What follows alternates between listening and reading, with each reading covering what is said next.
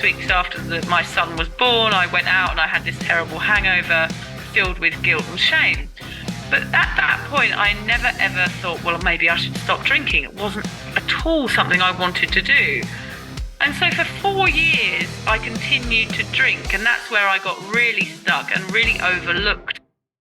Welcome to the 1000 Day Sober Podcast. My name is Lee Davey. I am not an alcoholic. I refuse to be anonymous. I am someone that doesn't drink alcohol, and I spend every single moment of my life helping other people do the same, like right now.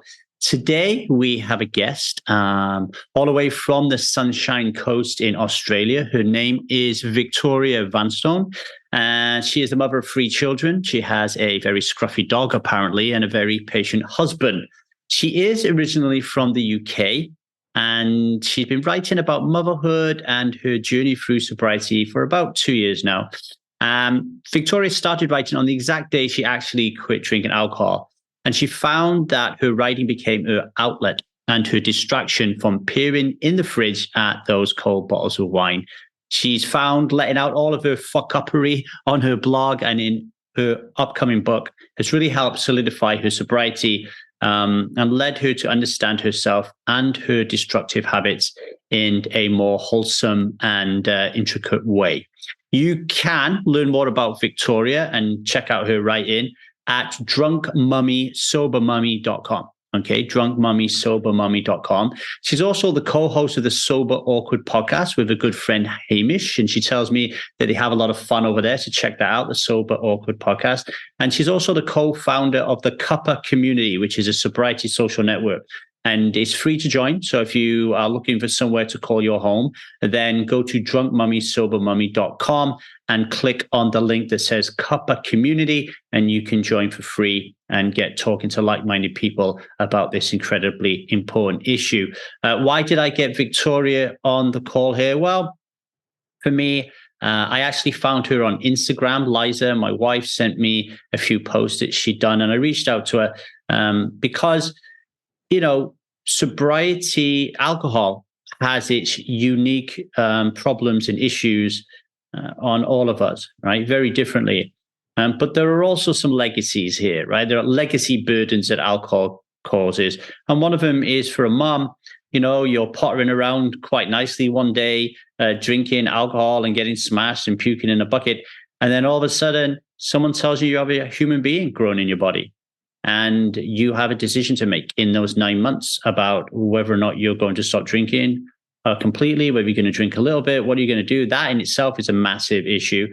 And then having the baby and what that does to your body, what that does to your mind, what that does to your soul, what that does to your relationships. So that's what we're going to talk about today. I'm going to be asking Victoria, what was it like to go into that pregnancy really struggling with your alcohol? What was it like when you stopped drinking? And that's what we're going to talk about, really. And it brings up some really, really interesting points. If you're a man listening to this thinking, well, I'm not having a baby, so I don't have to listen to this. No, please listen to it. Especially if you're a father or you plan on becoming a father in the future, or you just want to know a little bit more about what goes on for a woman when they're having a child. And it's much more than that anyway. The conversation that we have branches into so many different areas of sobriety. You'll find this really, really valuable. Victoria is an amazing human being. So if you did love this episode, please rate and review it at the 1000 Day Sober Podcast. And if you want to reach out to myself or Victoria, then just email me at thestrivemethod@gmail.com and I'll respond to every single one of them. So without further ado, I'll shut the hell up and leave you in the capable hands of Victoria Vanstone. So Victoria, we're on the other side of the world. We're trying to get this done a little bit earlier. And it's interesting actually, because like my biggest problem with doing podcasts early is my daughter. It's like being a parent, which is what we're going to kind of talk about today, and so thank you very much. Just want to start by saying thank you for staying up really late. So you went to watch Ed Sheeran yesterday. Tell me about it. Yeah, it was amazing. I had a night away with my son, George, who's 11. It was his birthday present. We had a night away in Brisbane, which is kind of the nearest city to where we live. Yeah, it was a great night out. It's always good going to concerts sober. it's always a good challenge. Obviously, when you're with an 11-year-old kid, I don't want to drink, but it's always interesting to see all the boozing going on around me. And actually, I discovered that in Australia, they only serve half-strength alcohol at all of the stadiums, which was quite a good insight. So actually, I found people were going up twice as quickly rather than drinking less. Yeah, I find. What did I watch last? I went to watch Primal Scream in Cardiff Castle. Classic. They were actually doing the Screamadelica album, and my experience of that was I found the drunk people really annoying. No, it wasn't. It was actually I just needed to get out of my own way, I guess. Because, all right, occasionally I was getting bumped into. There was that, but that wasn't a big deal. I was just angry at the waste. So like, there was a group of people in front of me, and they weren't alone. There was a lot of them, and they weren't even looking at the band or dancing or anything. They were just locked in drunken conversation about nonsense while the gig was going on. And I get annoyed at that kind of thing. Do you know what I mean? Yeah, and I look back and I think, gosh, some of my drinking was so selfish. In my own podcast, we recently did an episode about accident and emergency, and about how only now have I realised that actually a lot of the stuff I did, I was never really thinking about anybody else, which is kind of a similar thing. I'm surprised that Bobby Gillespie is still alive, actually, because I used to see him drunk around Brighton quite a lot. You did? He was a real pisshead. He's probably sober now, isn't he? Do you know, it was, I don't know if he's sober or not, but I was reflecting on this afterwards. You know, like when people get sober, they some people find it really challenging to socialize, right? Like, yeah. And I was watching Bobby Gillespie as, you know, he's in Cardiff Castle, and as the night wore on, it was obvious that Gillespie was getting better, right? Like when it first started, he's just warming up. He's not got a real great connection with the crowd. And, you know, and the whole band's the same, the music. And then by the end of the night, they're absolutely rocking it. And I thought to myself, if we just took the alcohol away from every single person watching this incredible, because Screamadelica was an amazing album. What an opportunity to be able to listen to them play the whole album. If we took the alcohol away, how would people be? Of course, right? They would be a little bit uncomfortable. But once a couple of hours are set in with the music, nobody would care. It honestly, it's such an illusion that it is needed in order for people to have a great time. Like, it really is. I know. I think one of my greatest epiphanies, which I'm sure we'll get into at some point in this podcast, is like understanding that you don't have to drink. Like, it sounds really simple, but in those situations, you learn that, gosh, I drank all the time because I thought I had to, because I thought everybody's doing it. So therefore I have to at a concert or a gig or a festival or whatever. You think that you have to. And of course, we know now that you don't. Yeah, you don't. The other thing I wanted to comment on about the drinking at gigs, and taking your kid to a gig, a first gig or whatever, is a beautiful thing, you know. But I remember taking Zia to watch Disney on Ice in Anaheim in America, and I couldn't believe how many mums were drinking. They're like, because it was ostensibly the mums who were there more than the dads. They were there getting the champagne and all that kind of stuff. And it was like, I think it was like 10, 11 or it was something stupid. It was really early in the day watching Moana skating around the rink, and we're having a few sherbets, you know. It just normalizes it, doesn't it? Yeah. And also it's a shame to be distracted. Like, I was totally there. You know, we don't get on all the time perfectly. It's not, 100% amazing, but at least I'm present and there and in the moment, and not preoccupied with going to the bloody bar every 5 minutes. It is a different experience for sure. Yeah, that worry. How am I going to get my drink? Everything about it is just bonkers. Anyway, I really wanted to get you on to talk about what it means to go through the whole sobriety journey, if you like, as a mom. I was really, really interested about that. And originally, when I was thinking about this, I was like, I really wanted to know what Victoria's life was like before having a baby. But I want to do it reverse, actually, because I think the juice for the audience is actually in what the heck happens when we have a baby and how do we deal with that? And then if we have time later, we can touch upon life before. But you had your first child when you were 34, I believe, right? Yep, that's right. And that was really the first time that I ever had a consequence to my very normalized, socially acceptable drinking habit. I woke up on a Sunday morning, as I did most Sunday mornings, 6 weeks after my baby was born. And, you know, the mundanity and the stress of becoming a new mum, I mean, it was wonderful as well, of course. All those amazing bits come alongside that. But I'm not going to lie and say that I found it all hunky-dory. I didn't. I found it quite stressful and quite isolating. And suddenly I'd gone from the only responsibility being whose round it was to being alone in an apartment with a life that I had to take care of. And of course, the only way I dealt with any emotion, happiness, sadness, whatever, was to go out and get wasted. And I say go out because it never really morphed into a stay-at-home drinking habit. It was always kept social, which was almost to my disadvantage because it meant that obviously I pretended that I didn't have any sort of problem because, well, everyone else is doing the same thing and no one's ever pointed out that I have a problem and everyone seems to be drinking like I drink. So it was sort of absorbed into the crowd for many, many years. But I woke up on a Sunday morning with a baby crying in the room beyond my hangover. And of course, that is a huge consequence. And I understood that I wasn't capable of looking after my child that day for the first time.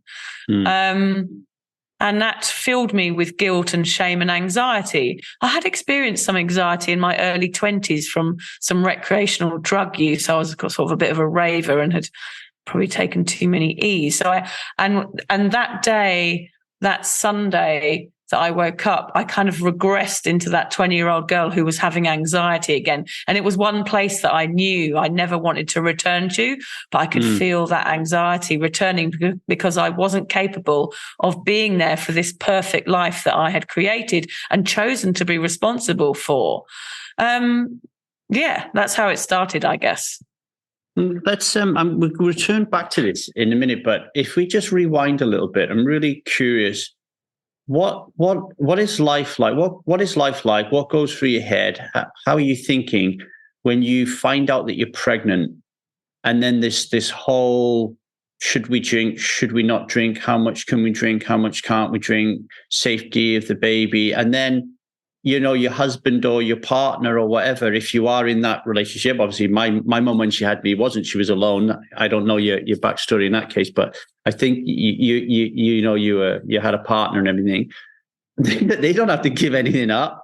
Like they can just carry on doing what they're doing. And we are like, you know, you can't smoke, you can't drink, you got to eat this, you got to eat. What was that like going from party girl to holy shit, like what do I do now? Like how was that, Victoria? Well, I talk about this transition a lot. I call it my kind of Pinot Gris purgatory when I got stuck in this place between a pub and an AA meeting where I wasn't quite sure whether I had an issue or not. But taking it back to like actually finding out I was pregnant, I was hungover after being on my hen's night in Australia, and I'd fallen off a bed and got wedged between a cupboard like a doorstop. And my friends had sort of dragged me out in the morning, and I was in the right state. And I remember being sick that day and thinking, gosh, I'm being sick a bit more than usual. And, you know, I was ready to take the brunt of a massive hangover, but the hangover lasted a few days. And I was like, what's going on here? And I found out I was pregnant. I was in a good relationship for the first time in my life. We were engaged and we were about to get married in 3 months. And at that point, I just knew I had to give up drinking. I never really thought anything bad about it. I just thought, well, I'm pregnant, I give up drinking. It wasn't difficult to stop. It was just one of those things that I knew I would always do.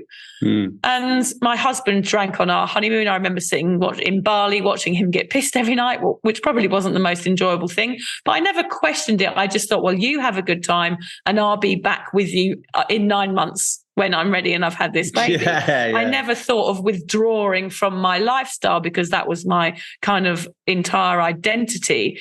So Yeah, I just kind of watched him and while I had this little 9-month window of sobriety, but just was kind of ticking off the days until I could sit in that hospital once the baby was out and have a glass of champagne to celebrate.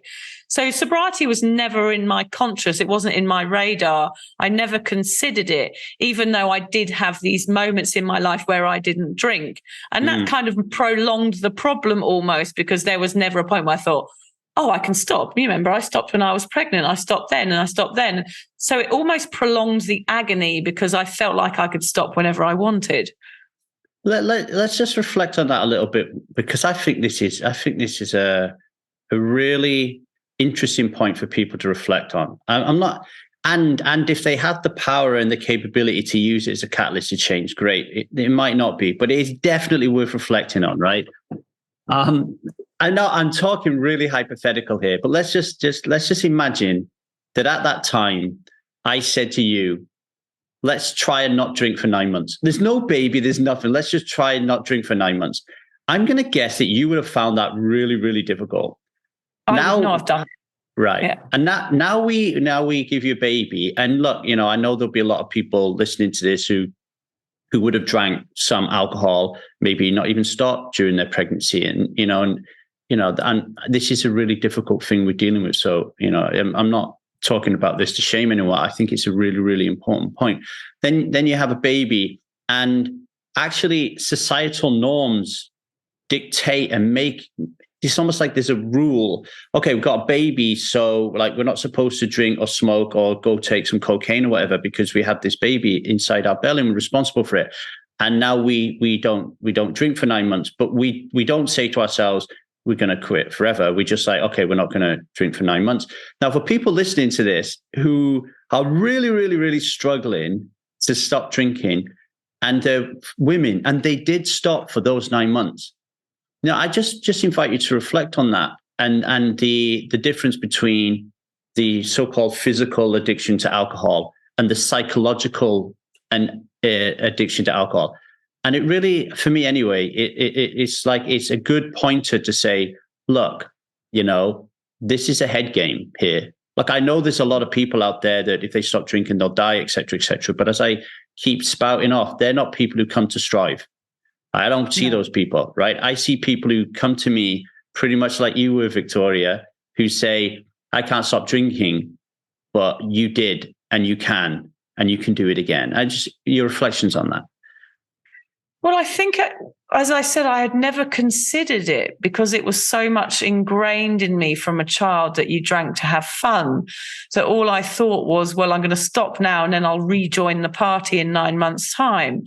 It was almost impossible. I mean, I would never have self-reflected on my drinking because it was such a big part of my life. And I think that's, of course, where I fell into that grey area, not understanding that I had a problem because I felt like I wasn't, first of all, deserving of professional support. And secondly, that I wasn't as extreme as someone like you're talking about. I wasn't on a dialysis machine. I wasn't striving for my life and, clinging on at the edge of a cliff like everything was about to fall apart.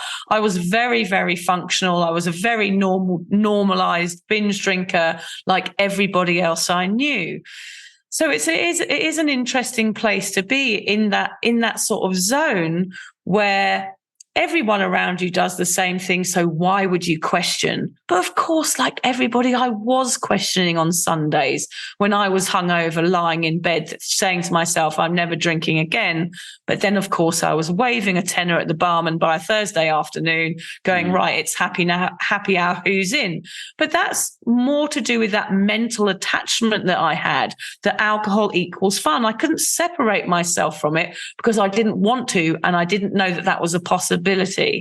Yeah, what comes up for me when you say that, Victoria, is the difference between it's like mindset shift, right? So it's like we're thinking, I don't have a problem with alcohol because of the stereotype and the caricature of alcohol and alcoholism and alcohol addiction versus alcohol is a problem. So I'll just say that again, like I don't have a problem with alcohol versus alcohol's a problem. And for me, once I shifted from thinking, do I or don't I have a problem with alcohol versus, hang on, is alcohol a problem? Like, is the fact that we drink a poison and it is legal?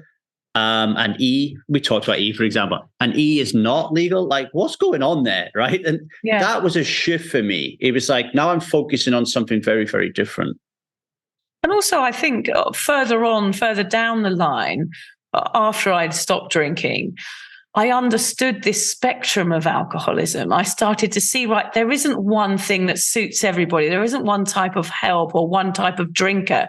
There is this huge spectrum of drinkers, and understanding that I sat somewhere on that spectrum was a revelation for me. I knew I wasn't at the end. I knew I wasn't at the beginning. But as you say, I knew alcohol was having negative impact on my life. And I found a comfortable place to sit with that.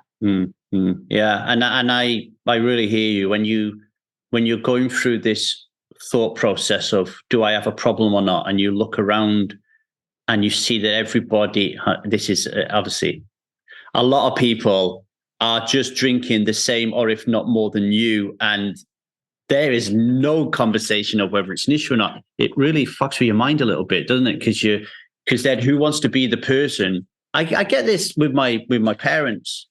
You know, like I was having dinner with them yesterday, and they were talking about a friend of theirs who had to give up drinking because of liver disease. And then my mum made an extra point of really emphasizing, yeah, but not everybody has a problem and not everybody needs to stop. And it was really, I mean, I don't know for sure, but I sensed it was aimed at me as a protection. You know, because when you go above the parapet and you're brave and vulnerable enough to say, like, I have a real problem. And back then at the beginning, like, I don't do it now, but the only word was alcoholic. So for me to say I'm an alcoholic at that time, I was basically saying, and so are you, and you. And that didn't go down very well. So it's really difficult for you to, like, really open up and say I've got a problem when you're surrounded by people who don't want to admit that they've got a problem. Yeah, it's like looking in the mirror. It's too confronting for people. I mean, I have the same with my parents. Like, you know, they're all right, but you had a problem, and it's like it's very confusing for people because they don't want to look at the fact that, you know, even just one glass is possibly a problem because it's a poison and you're pouring it into your body every day or once a week or whatever. And that's where the view of alcohol needs to change. Is like, oh, one or two is bad, but maybe we started looking at it more of the first stages, saying like this one, this is what one will do. I don't know whether you listened to that amazing Huberman Lab episode on alcohol, but I did, the impact that one glass of wine has a week on your anxiety and everything else.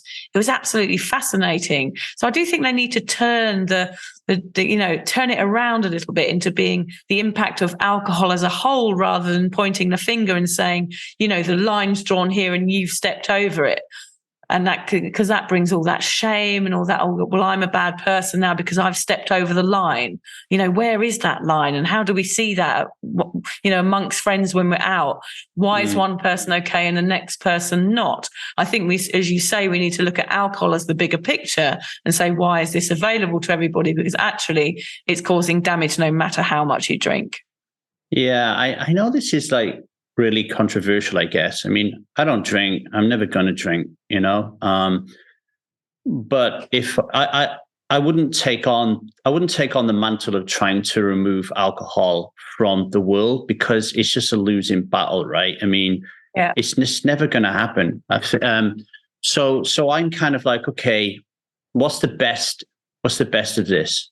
And I look at my wife, right? And it's not that I'm biased that she's my wife, but I look at my wife, and she has a specific issue with her that means that she actually can't drink a lot of alcohol, right? And otherwise it will impact her liver detrimentally.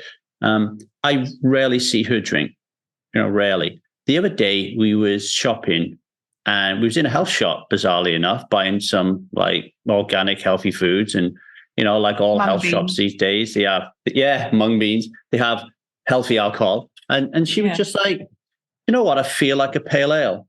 So she bought herself one can of pale ale. And then at dinner later on, then she had dinner and she had her pale ale, right? Now, compare that to my dad yesterday, who's given up smoking. 2 weeks without a fag. I'm really, really happy that he's doing it. And we were talking about how different it is to giving up smoking and him getting that support from his pub colleagues and him giving up drinking, and then they will ridicule him if he tried to do that. And he said to me, yeah, giving up drink would be easy. I could give up drinking, no problem. I could drop it easily. It's totally different to cigarettes. Now, if I think about my dad, never drinks at home, although he did in the pandemic, funny enough. Never drinks in like 70 odd years at home other than the pandemic. He goes to the pub every Sunday and he'll have 6 to 10 pints. Now, if you compare Liza having one pale ale, and you then you pair my dad going to the pub just once a week and having 10 pints. I like to say that the place that some people can actually drink it consciously, if you like. So they're not drinking it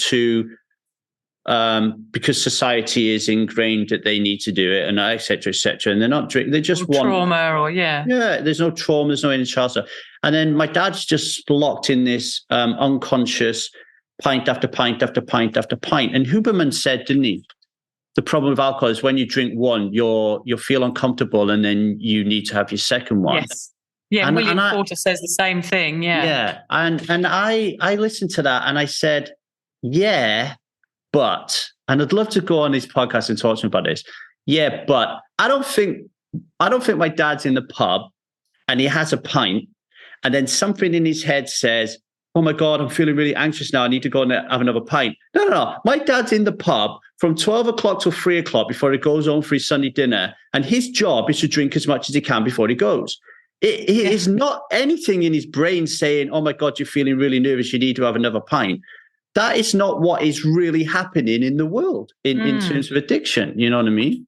It's we go out, we go in a round of 6 people, and we will drink 6 or 12 pints because that is the mathematics of drinking in rounds, right? Yeah. Habitual. Yes. And I think Huberman, the podcast was amazing, the best one I've ever listened to, but there was so much missing from it, much missing from it. Yeah. Yeah, that's so true. That is so true. I mean, I think it's not a conscious choice a lot of the time. Like perhaps that is happening inside of the body. That anxiety is rising because the alcohol is in there. But as I agree with you, and when you say that perhaps there isn't a mental decision happening that goes, oh yes, because I know my dad wouldn't get nervous after his first pint and probably just feel like, oh, that was nice, I want another one. There's nothing more going on. No, even if you took that to, like, we both in our community have people who are trying to stop drinking, and what will happen is it's a Friday night and they've woken up and they're already anxious, right? They're already anxious or worried it's Friday. This is the night I usually capitulate. Then they open a bottle, let's say their thing is Bacardi. They open a bottle of Bacardi, they have a Bacardi Coke and they drink it. Now, in that moment, they're a little bit mindful because they're trying not to drink. They succumb, they have that first drink. I can see how then the whole anxiety and the uncomfortableness and the alcohol, I can see how that kicks in. But even in that situation, in my experience, when someone succumbs, let's say they've gone 20 days without having a drink, the day count's irrelevant, and they succumb on day 21, they're just going to drink and get smashed that day. Very few people are drinking mindfully and then tipping it away. They're just going to drink, they're going to get drunk, and the next day, if they've got a support community, they can come on board and say, like, yesterday I drank, and then they can get that support. I don't think the science is kicking in there. And I was screaming at Huberman's podcast. I'm like, no, very few people listening to this, as good as it is, are going to stop drinking. And that is the issue. That is the issue that needs to be addressed. Yeah, definitely. Yeah, it's fascinating. All of it's fascinating. I mean, every aspect of this drug is quite enthralling to me, just because I did it for so many years, and I often feel quite tricked by it, and I often feel quite silly, that I did this for so many years, and I was so indoctrinated into this bloody booze cult that I just look back and I listen to podcasts like that. I just look back and go, God, what was I doing? Like, I think a lot of it has to do with trying to sort of educate yourself about every aspect of it. And it can be a bit of a head fuck for everybody who gets sober, because suddenly you're like switched on and you want to learn so much and you read so many books and you listen to all these podcasts and stuff. But a lot of it can be quite overwhelming if you listen to too much. I've definitely overdone it, I think. Addicted to a sobriety podcast instead of alcohol now. Yeah. I was playing around with have you heard of the chat GPT and the open AI on the internet? Have you heard about that? I can't even mentally take myself there. But yeah, I've had a look at it, because somebody said you can just go, write me a podcast about alcohol, turn it in Chinese, and then write it backwards, and it just does it all for you. So yeah, we'll be out of a job pretty soon, I reckon. I mean, it's pretty cool, but it's not like everything. We've still got a job for a little bit. But I typed in there, what is the most effective 12-step program for alcohol recovery? And number one was grow the awareness of the physical, basically grow the awareness of what alcohol does to you, and how it fucks you up, right? And I'm like, no, even ChatGPT's got it. Even ChatGPT's got it wrong, because look, human beings know it's fucking them up, right? Like, they know it. And even if they're not like super consciously aware of it, they know it. And actually, even if you put that information in front of them, in front of their faces, a very, very small percentage of people will stop drinking. Now, put a baby in your belly. Now, that percentage of people who stop drinking suddenly zooms right up. And that is a type of question that we're talking about today in someone like Huberman. What is the motivation? It's a motivation issue, right? A lot of the times, right? Yeah. Anyway, so you have your first, and then that 9 months is coming down. You start drinking straight away when the baby comes out. What happens? Well, I just found it all a bit boring, and I met a mother's group, and I wanted to go out because I just wanted to kind of I think that for me, it was like I wanted to go back and find a piece of the old me, because I felt like I'd become boring. I found that motherhood made me boring.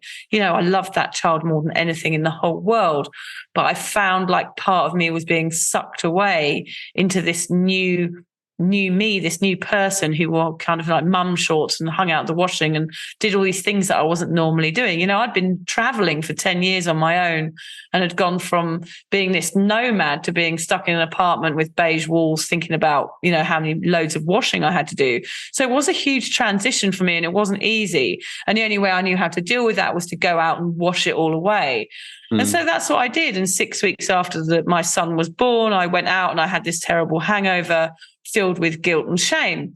But at that point, I never, ever thought, well, maybe I should stop drinking. It wasn't at all something I wanted to do.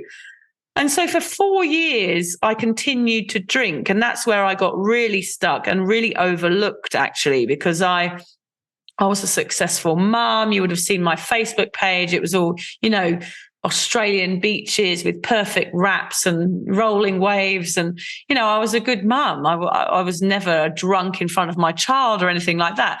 I think that's a point. I think often people want to hear a dramatic story from me, like mother with vomits on baby and imagines me lying on the floor covered in a pile of puke and a baby crawling over me all alone or something like that. That is not what happened. I think some of these stories are very, very normal, and we want to dramatize them and make them more than they are, because that makes it extreme then, and that fits me in that box perfectly. But that's not what I talk about. I talk about in between those places, and a place where I got very, very stuck because I wasn't an extreme drinker. So I would go out, the mundanity would build up in the weeks between me drinking and not drinking. So after I would be hungover, I'd probably be good for a week, and I'd, be a great mom, and I'd be perfect for that week. And then it would sort of build up for me, like, I deserve this. I need a reward. I've been a good mom. And the only way I knew how to reward myself with any emotion was to sort of numb it out with alcohol, or sort of top it up with an extra round of horrible sambuca shots or something horrible like that. But it just continued for 4 years. And each weekend, my anxiety got worse and worse and worse, because with each hangover, I felt more guilty. And I was trying to numb it out earlier on in the week then, because my guilt would sort of, leak over into the beginning of the week. So I'd have anxiety Monday, Tuesday, Wednesday. By Thursday, I'd had enough of it, and then I'd be out again. So I was probably going out once a week and dealing with a massive hangover once a week. And my husband, he's the only one that saw me crippled with anxiety. I still had the happy face on Facebook, but he was there looking at me like, what is wrong with you? This isn't just a hangover. You're sitting in bed with your finger on your pulse telling me you think you're going to die. Like, what is going on with you here? He never told me to stop, but he could see that my alcohol intake was making my mental health wobble every Sunday morning.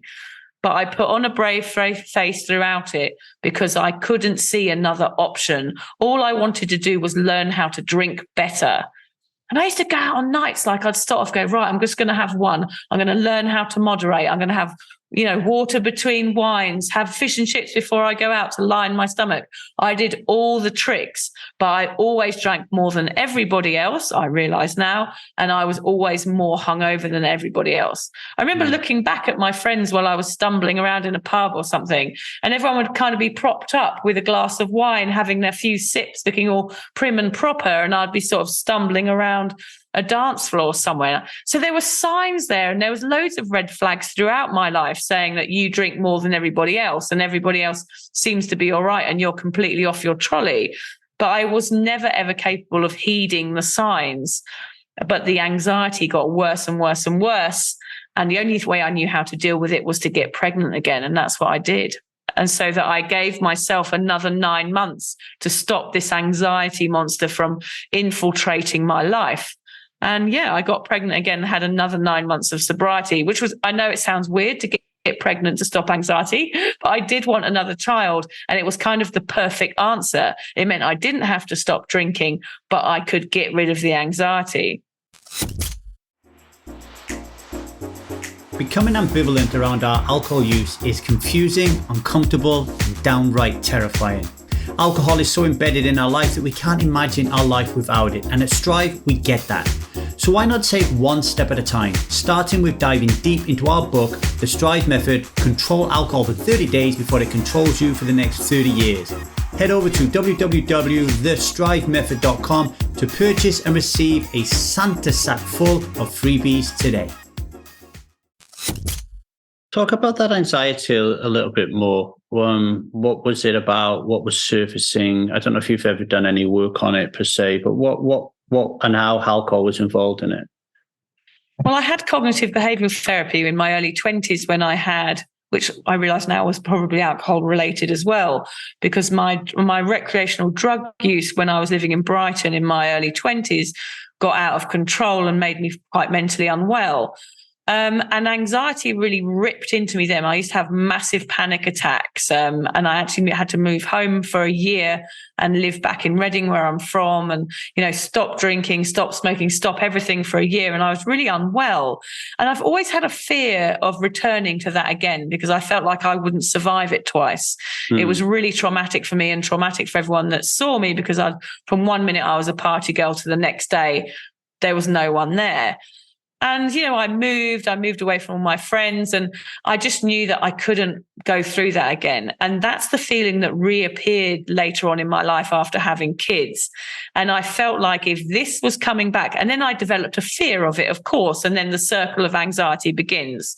So I had a fear of getting anxious. I would get anxious, then I'd feel a bit better, and then I'd have a fear of getting anxious again. And it just went round and round and round. And when alcohol came into, onto the scene after having children, it was just a kind of throwing fuel on the fire. My mental equilibrium from that point in my 20s was already a bit askew. So therefore, I think anything could have tipped me over the edge. But I wasn't willing to look at it as an issue because then I meant I had to stop it and I didn't want to stop it. So my anxiety was probably always caused by alcohol, but I was never, ever willing to look at that. And the way it made me feel was like I was going to die on a minute-to-minute basis. And it sounds extreme, and there is drama there, but the drama, unfortunately, was only inside my head. And it's very, very difficult to talk about that sort of anxiety because, I'd have rather had a jippy knee or a cut on my forehead saying, look, here's my wound. Can you fix it? But of course, I didn't have those things. It was all inside me and I always felt like a bit of a knob for talking about it because I was like, I sound mental. I don't want people to think I'm mental, but I am. And this is what's going on inside my head and I need to get some help. So I did get help in those early stages, but after my second child was born, I did go out and get drunk again 6 weeks after she was born, even though I'd made loads of promises to do better and get rid of this anxiety and stop this behavior and moderate and all of these unreachable goals. And that anxiety monster was sitting at the end of my bed the next morning, exactly as it had been with my last child. And I knew that day that that was one step too far and that I could not and I would not survive this anxiety if I carried on. And that's the day I decided to seek support for a possible problem with alcohol. Thank you for that, sharing that. We really appreciate it because I know it's not easy retelling these things. So what I hear there is we have some mental health issues and anxiety is a big part of that when we're in our 20s. And then as we get older, we're worried that is going to resurface. And one way of dealing with that is to actually drink alcohol, which at the same time is creating more anxiety. Was you also aware at that time then that even though the alcohol is creating more anxiety, one of the things that it's really doing is actually preventing you from actually even looking at why I'm anxious, to deal with that, it's almost like the root cause in it. Like the drinking stops you from going to the root cause because it creates so much drama and chaos. We spend so much time looking at the alcohol issue that we don't look at maybe I need to go see a therapist or a coach and work on what happened to me in my 20s. Was you aware of that? No, I wasn't aware of it until that morning, until the second, after my daughter was born, I was never aware of any of that. Some things happened in my past that I'd never really considered. I thought, everyone has trauma, everyone has things, I was never locked in a cupboard like Harry Potter or anything like that. So I was like, I've had quite a lovely life. So therefore I don't have the right to have a problem almost. Yeah. So therefore I felt like, when I did eventually go and see a therapist, I remember phoning her up and saying, I'm just a mum who's got a little bit of a binge drinking problem. I was embarrassed that my problem wasn't bad enough. I thought she was just going to say, don't bother. You don't need this. You don't need therapy because, you've had a nice childhood. But actually, that's not what she said at all. She said, see you on Monday. And that's how I started therapy. But I think there's a disillusion that you have to get really bad to get good. And with trauma and with all of those things, that it has to be a certain way before you're deserving of healing, which of course is not the case, which I've discovered in hindsight. But it is a wonderful thing to learn about yourself. And I found it quite self-indulgent. I like being a bit more humble about things and to go and see a therapist to me felt like, oh God, a bit too over the top, but I kept it secret and that made it a lot easier for me. Yeah. I can see that. I mean, I'm 48. And so when I grew up in the UK, if you were bullying someone in the playground, you would call them mental. Like that's one of the words that you would use. Mental, spaz, horrible words that were all connected to a physical or mental impairment. So why on earth then, as you get a little bit older, would you ever say, I have mental health issues? I mean, today it seems a little bit more normal and acceptable. Sure. I hear my 22-year-old son talk about it. My daughter this morning, she's 6 and I was doing my morning pages and I'm like, you do your morning pages. And she's drawing she said, I feel like a cat locked in a box. And she's drawing all these things. Like that didn't happen when I was a kid. Do you know what I mean? It was kind of like, it was talking over the fence. I've talked about this recently. Like it was kind of like nudging over at the neighbor saying, Linda at number 46 had a mental breakdown. It was like, oh yeah, Linda. But you didn't go round and see Linda or ask if she was all right. You just went, she's gone mad. She's had a mental breakdown. She's lost it. And it would all kind of be people peeking through the curtains going, oh yeah, she's mad. She's mad. And of course, I think now I think that has changed, luckily. But there was a sentiment of that within me of like, oh, maybe I am mad and maybe I just shouldn't tell anyone about it, because I was kind of embarrassed that I'd gone mad and couldn't admit it. But in the end, none of it mattered. None of it mattered. All that mattered was me, my husband, and my kids. And I had to do it for them and for our family unit. And I think that's when I really decided to change, was when I understood that the opinions of others didn't matter to me anymore. Is that because you worked on improving a healthier opinion of yourself?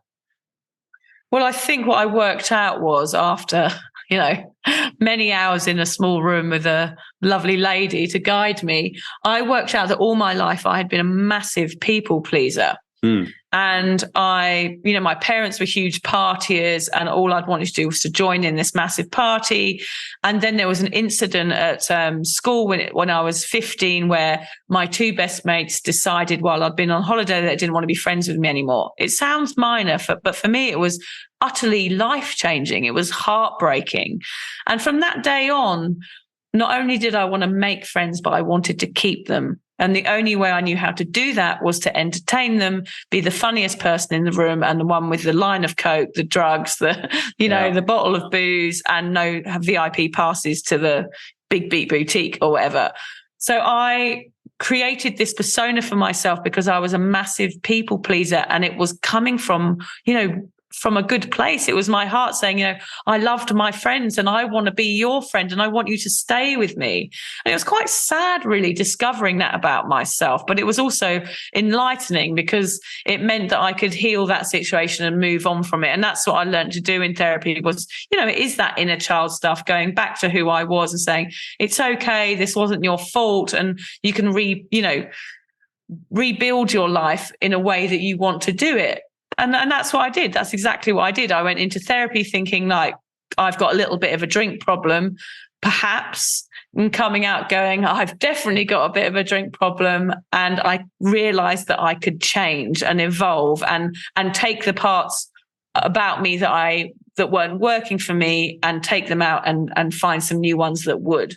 And it's, a lot goes on in those therapy sessions. But I think it was just about finding my self-worth and understanding that the opinions of others were irrelevant. And all that mattered was that I was finding my own path and my own happiness. All very cheesy, but there you go. It's beautiful. And I would even go one layer deeper than that and say that you actually... this is the first time I've thought about this actually, is that you actually said it in this way, but it's actually you find out that you don't have a drink problem, but you find that you have problems, quote unquote, in the way you think, the way you feel, the way you interact with the world. And then you realize that in order to deal with those problems, you've been using alcohol to run away from them.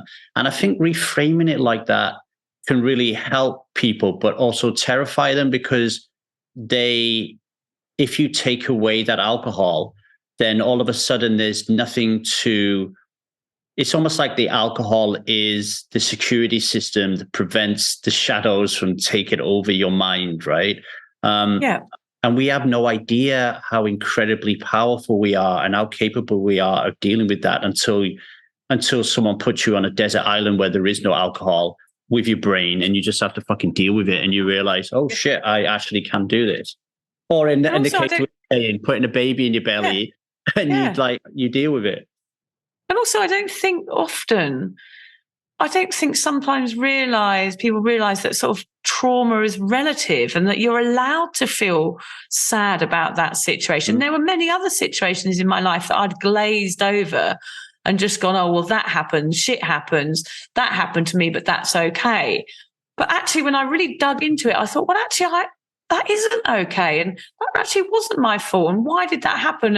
And to really break down those situations from my past which enabled me to move on from them. And that was really interesting to me, that you could heal things.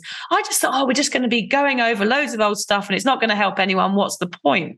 And I didn't want to go back after that second session when we said we're going to dig into that, dig into your past, Victoria. I was like, oh no, nothing's really happened. Like, it's just I'm a big drinker and it's just who I am. But actually, all of those minor points, all of those red flags that were kind of, piling up throughout my life, all led to me being a drinker and to me numbing certain things out and me using alcohol as a solution to my problems.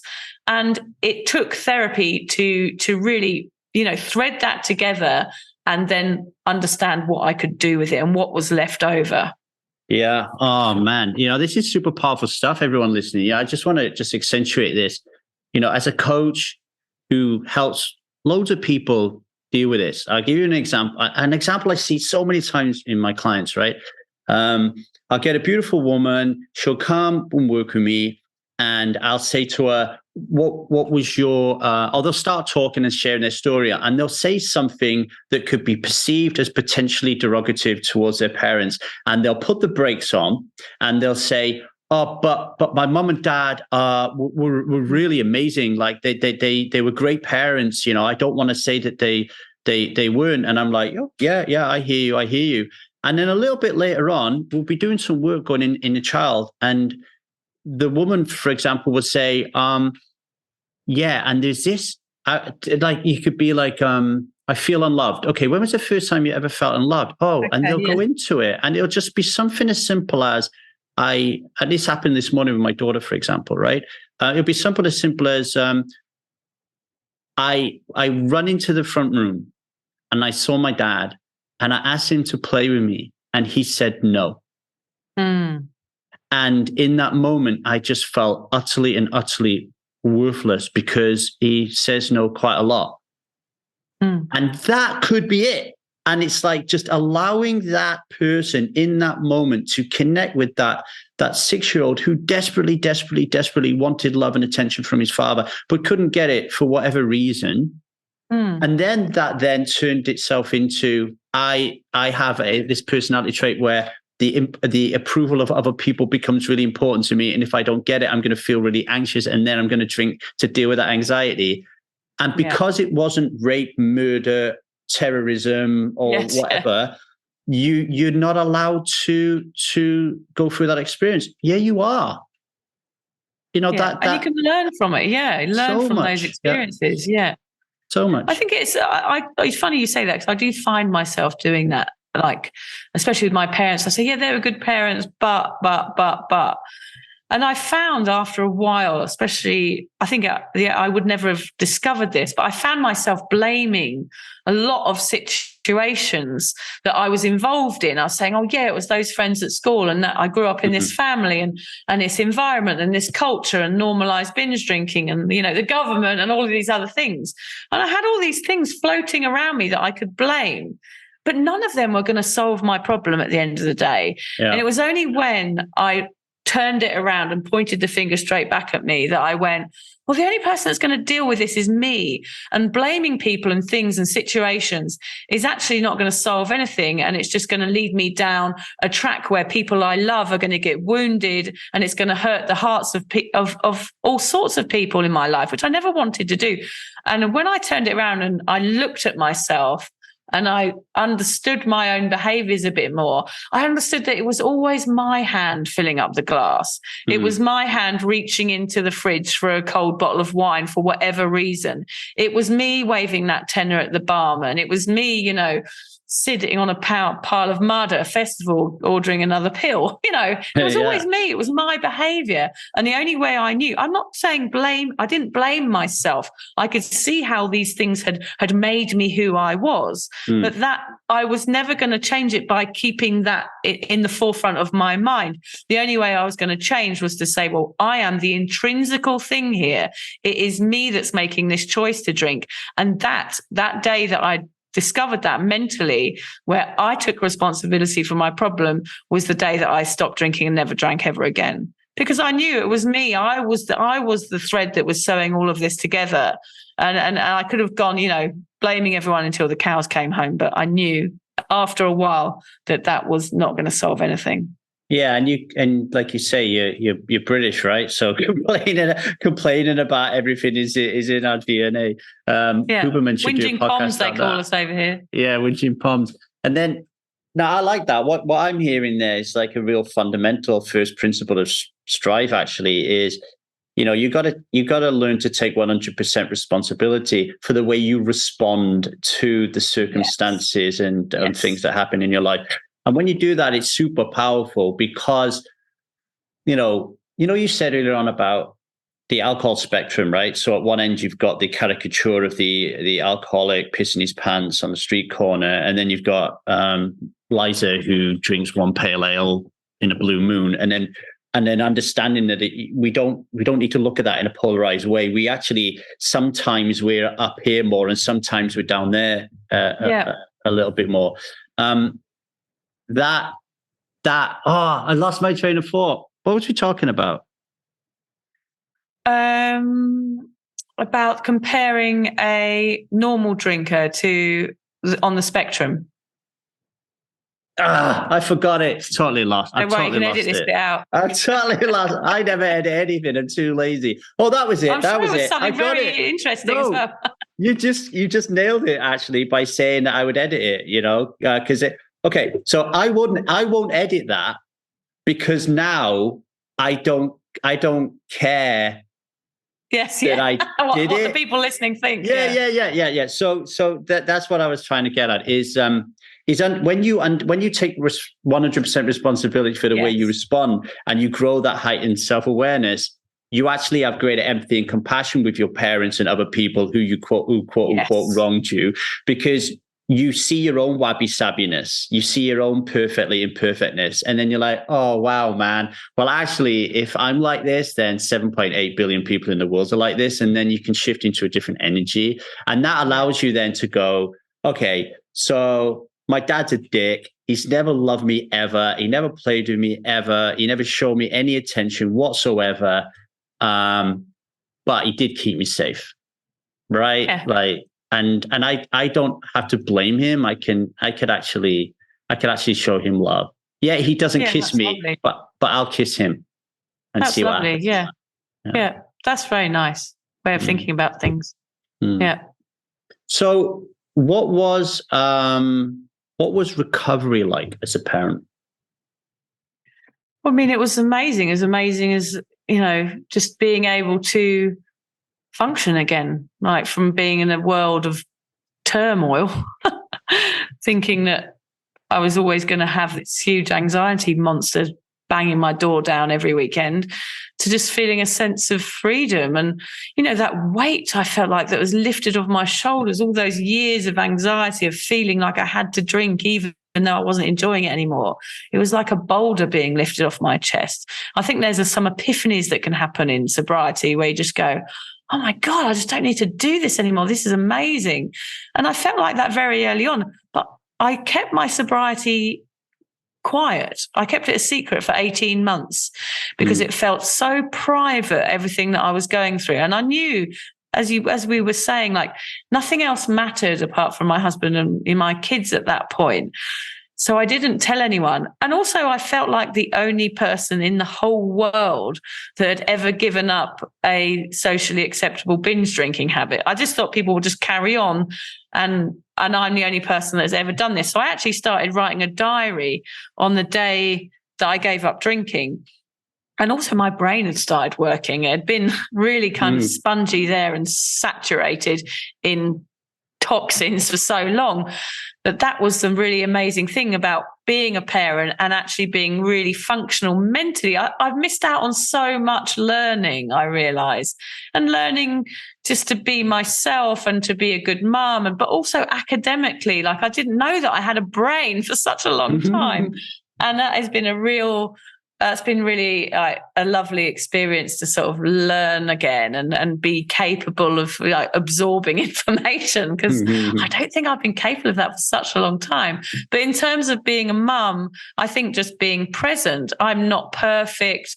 I still shout at them sometimes. I fuck up all the time, but I'm present and I'm available to witness my successes and my failures now. Whereas before I kind of wasn't really, I wasn't really self-aware. I wasn't self-conscious of anything that I was doing. But now I look at my mistakes and I understand where I'm going wrong. And I might reach out for help from someone or a therapist and say, like, I'm doing bad parenting today. I'm capable of reaching out for support in most situations now because I know how much I benefited from that sort of help. So I'm not an amazing parent. I'm a very normal parent who struggles a lot sometimes still. And I do find it mundane sometimes. And I've got another child. I had a third child in sobriety and, having 3 kids, I'm 46. I do sometimes feel like marching out the front gate and never coming back, but I don't do it because I'm capable of processing my emotions now rather than numbing them out. Yeah, I was listening to the Sam Harris podcast. He interviewed, can't remember who it was now, but there was a Harvard guy, and they just finished the longest ever study on happiness. And one of the biggest things that came up was your relationships. And the study showed that happiness levels dramatically decrease when you have children. They increase when your children leave, and they decrease when they come back. Makes a lot of sense. I think I'm on the decrease at the moment. I mean, it's worth. The reason I say that is because for me anyway, I view alcohol dependency or the biggest wider issue. Like I term alcoholism very differently than the scientific literature, right? I think we're all caught in the web of this invisible, violent, and dominant belief system, and I call it alcoholism, right? Like that we're born to drink alcohol from we're designed to drink alcohol from the moment that we are born. Everything in our culture sends us down that river, and we've got no control, right? Like it's really, really difficult, and that's the toughest thing. Do you know what I mean? It's like when you're a parent and you're really struggling with this thing. Oh no, sorry. What I was going to say was part of this whole thing is that we're made wrong if we don't like our children or we don't like certain aspects of parenthood. It's made wrong. And actually, one of the biggest revelations for me in my own mental health was coming to terms with the fact that I would rather work than play with my kids. And that doesn't mean that I'm a bad father. And realizing that I do get anxious and feel anxiety when my children want my attention, because there's a little inner child part of me that never had that and rebels against the fact that they're getting it. And it's like, no, I want my own time, and recreating a different narrative for parenting to allow us to go, yeah, I'm gonna have a kid, and it's gonna be really fucking tough, and it's gonna be really difficult. And actually, here's one for me, and because this is important as well. When you stop drinking, it's not just your children; it's your relationship with your husband or your relationship with your wife.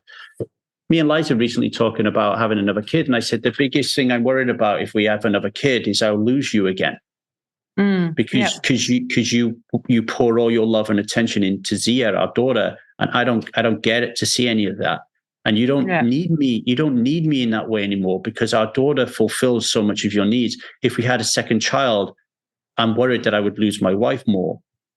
Mm-hmm. That is a part of the whole thing. Your relationship with your husband and your wife while you're trying to have kids, and the drinking thing is a part of that as well, right? I think there needs to be so much more awareness around this. I mean, awareness around the transition as well from party girl to mum. All of this is it happens all the time. It happens every day. Women go from being one thing to being something completely different in a very small moment in time. And it is very overwhelming for everybody involved. You go from being quite sexual as well to then not really wanting your partner to go near you because you've given everything to the baby. And that for women, it's a very different experience having a child than it is for a male. And I think that does come into play. I do think women start probably numbing that out into parenthood and all of those feelings going on all the time. It's a lot, isn't it? Like and you don't want to say anything because they're having a hard time because they're feeding and they're up all night and everybody's tired. Like, I think in the first place, there just needs to be more awareness and discussion about this transition, whether you're a drinker or not, from being whoever you were before to then being a parent. It's a fascinating topic for sure. Did you ever do the postnatal classes before you? I mean, I don't know what they call them. So you're pregnant and you take your husband and you go for classes. Antenatal, that's it. Yeah, and they're like, okay, so this is how you breathe. This is how you, and I'm thinking, where's the bit where they're like, okay, so you let your husband suck your boob, but then when the baby sucks it for so long, you're never, ever going to let your husband do that ever again. So that's a part of it. You're never going to want him to touch down there because a baby come out of it. Like, where's all that teaching? We need to create our own antenatal classes, get them up to scratch. There's that famous comedian who went to I can't remember his name. He went to an antenatal clinic and put his hand up and said, does the husband go down and watch the other end? And the lady says, no, my husband said it was like his favourite pub had burnt down, but he still wanted to go in for a pint. I think that's a good description of that situation. But I just think more honesty basically should be available to people. It might scare people from having children now, and then but it probably was a bit overpopulated anyway. I was going to say, my mum said to my son yesterday over Sunday dinner, he said, I don't want kids. And she said, don't have them. It's terrible. and I'm like, okay. I know where she's coming from. Yeah. Before I let you go, tell us a little bit about the work you're doing with the Cuppa Community and all that, and let people know what you're doing and why they should join you. Yeah, so since giving up drinking, as I said, I started writing on the day I gave up. I'm kind of a comedy writer. I've sort of developed since I gave up drinking. I've always enjoyed writing and I always enjoyed making people laugh. So my book is being published next year. It's called 1,000 Wasted Sundays. That'll be out in March 2024, which is super exciting. I can't wait for that. I have a free online sobriety community, which is called Cuppa.community, and you can find anything on there. People kept asking me, how do I get sober? How do I get sober? And I never had an answer. But now I just say, go to Cuppa. It's all on there. Everything you need, people, events, whatever you want. It's all for free. And I host the Sober Awkward podcast, which is a comedy podcast about being socially awkward now that you've given up drinking, and going over it in detail about each event and what it's like being the person, being the punk that's swimming upriver like that salmon against the grain and no longer being the sheep, which can cause all sorts of side effects like anxiety and shyness. And, being sober can be hard in the social life, in a social aspect, but promise you it'll be the best thing you ever do for anyone that's listening. It is hard. That's kind of what makes it so good, I think. Yeah, I agree. It's for me, I look at it as the catalyst to incredible change. If you want to do it, it's a really good springboard to like much greater things. But don't just rely on it. There's other shit that you have to do. Don't rely on it, no. But it does help with generally everything, I would say. Yeah. I must recommend, I'm reading Matthew Perry's book at the moment. It's really interesting, actually, but his levels of addiction and how he came out the other side many times. But I often get a lot of emails from people who, they struggle with staying sober. And I think that's a huge issue. And people want to be sober, but they can't. And then they really beat themselves up and they get in this pattern of feeling shame and that they can't do something they want to do. But I think all of these experiences will lead eventually to a long-term sobriety and learning to live on this more content line rather than this zigzag of highs and lows and highs and lows. I think that is the thing about sobriety, is that you enjoy the simple things a lot more, but that does mean you live on this sort of plane of normality, which some people might find scary. But it is a nice place to be. And you do get into your Sudoku and your Wordle and your Scrabble and all those things. Scrabble, yeah. Embrace the boring is my message always. I like it. Well, Victoria, thank you. I really appreciate your time here today, talking about a really important subject. And thanks for all the work you're doing. And I'll catch you on the other side. Thank you so much. I hope you enjoyed that episode. Just a few thank yous. First of all, I want to thank you guys and girls for listening to this podcast and being supporters of it. Many people stop drinking alcohol just by listening to this podcast. I get a lot of people reaching out to me, thanking me for that, right? So give this to somebody as a gift today, or rate and review the podcast. If you can rate and review the podcast on your local podcast player and tell somebody about it, you could change somebody's life today, okay? So thank you for listening, and thank you in advance for that piece of service. Also want to thank our producer, Stan. Stan is still currently in the Ukraine, fighting the war and producing our podcast while his family is somewhere else in the world right now, okay, apart from him. So everybody send out your prayers and your love. Stan, we love you. Thank you very much for everything you do here. For you out there, if you are starting to think about, contemplate, reflect on your relationship with alcohol, you do not have to do this alone. Yes, you drink alone, but you don't have to stop alone, okay? And if alcohol is not your thing, but you are starting to feel that you actually are living a parts-led life, the ego is getting in the way too much, so you're not happy with the way life is going, then reach out to us at thestrivemethod@gmail.com. Just say, Lee, and just tell me what is on your mind, and we'll start to have that conversation. Strive Community is a beautiful place where you can start to feel seen, heard, and matter. It's where you can get community, and it's where you can start practicing what we call the 8 C's of self, our core values, right? Of creativity, curiosity, connection, compassion, courage. I can't remember the rest of them, but there's 8 of them, right?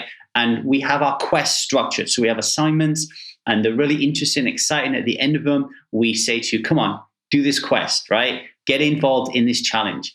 And strivers are really finding it exciting, and they're working their challenges in these areas that are going to increase the amount of time they spend in self-energy, in a state of flow. And that has amazing repercussions for the relationship you grow with yourself, and for how you reach out to others in their life, like how you parent, how you are as a child to your, not child, but a son or a daughter, how you are in the relationship with the person you share your bed with, and how you behave with your employees, right? So reach out to me at strivemethod@gmail.com if you want to learn more. Okay, much love, everybody.